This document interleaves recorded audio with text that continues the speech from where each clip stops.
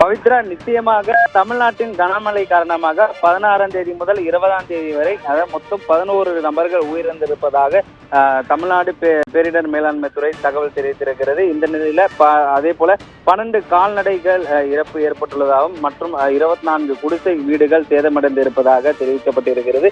கடந்த ஒரு மாத காலமாக பல்வேறு மாவட்டங்களில் வெப்பம் இயல்பை விட அதிகரித்து காணப்பட்டு வந்த நிலையில கடந்த ஒரு வார காலமாக தமிழ்நாட்டில் பரவலாக மழை பெய்து வருகிறது.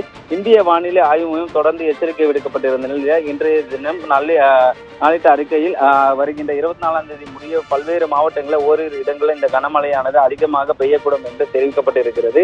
குறிப்பாக தமிழக கடலோர குமரி கடல் மற்றும் மன்னார் வளைகுடா பகுதியில் 40 முதல் 65 கிலோமீட்டர் வேகத்தில் காற்று வீசக்கூடும் என்பதால் மீனவர்கள் குறிப்பிட்ட நாட்களில் இந்த மீன்பிடிக்க செல்ல வேண்டாம் என எச்சரிக்கை விடுக்கப்பட்டிருக்கிறது.